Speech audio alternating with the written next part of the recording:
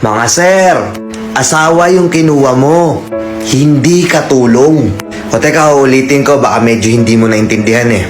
Asawa yung kinuha mo, hindi katulong. Mga madam, tama ba? Tama ba? Ito minsan nagiging problema pag tumatagal na sa relasyon eh. Ito minsan nagiging problema pagka tumatagal na kayo mag-asawa. Na porkit ikaw na yung nagtatrabaho, dapat wala ka nang gagawin sa bahay, higa ka na lang, papahinga ka na lang. Kahit minsan naman may natitira ka pang lakas, so hindi ka naman ganong pagod, pero wala. Higa. Cellphone. Diba? Yung mga pinagdamitan mo, saan mo na lang ilalagay? Yung mga pinagkainan mo, kahit yung pinagkapehan mo, hindi mo man lang mahugasan.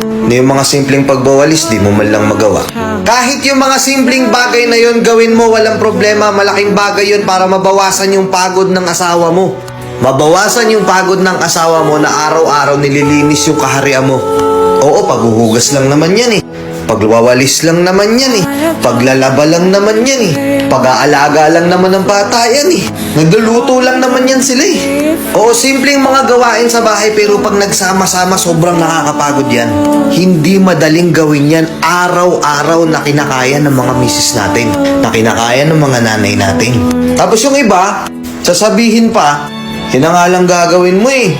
Di naman ikaw yung nagtatrabaho, di ka naman nahihirapan. Tapos ito pa masakit.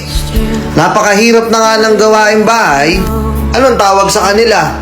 Anong tawag dun sa mga misis na yun? Sa mga nanay na nag-aasikaso sa bahay na yun. Dahil nga hindi sila yung gumagawa ng pera, ang tawag sa kanila, palamunin. Diba? Yun yung madalas na itinatawag sa kanila ng mga taong hindi nakakaintindi. Nakakala nila porket nasa bahay ka lang, hindi ka na nahihirapan. Akala nila porket nasa bahay ka na lang, sasahod ka na lang ng pera, pakakainin ka, bubuhayin ka, akala nila okay na yun. Di nyo ba napapansin to? Madalas naririnig na natin sa kanila to. Napapagod na ako kakalaba. Napapagod na ako kakalinis ng bahay. Napapagod na ako katutupin ng mga damit nyo. Hihilahin nyo sa ilalim, hindi nyo muna iangat yung mga nasa ibabaw. Binabaliwala lang natin yun. Katwiran natin, gawin mo na lang ulit. Ayusin mo na lang ulit. Yung mga simpleng bagay na yun, akala natin madali lang gawin. Hindi masamang tulungan sila sa mga gawaing bahay. Hindi porket lalaki ka, hindi porket ikaw yung nagtatrabaho, at hindi porket ikaw yung naglalapag ng pagkain sa lamesa, gagawin mo ng katulong yung asawa mo. Kasi inuulit ko, hindi katulong yung kinuha mo. Asawa yung kinuha mo.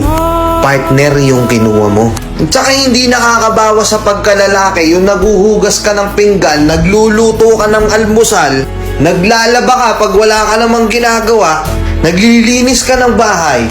Nakuha mo? At yung mga putang inang chismosang kapitbahay na akala mo naman alam nila kung ano yung nangyayari sa loob ng bahay nyo. Hindi na lang itikom yung mga bunganga na akala mo naman talaga may ambag dun sa loob ng bahay nyo. Sasabihin pa ng mga yung asawang babae doon, asa na lang sa mister, mga palamunin lang naman, binubuhay lang naman, wala namang ginagawa, nasa bahay lang naman. Tang-inan yung mga chismosa kayo.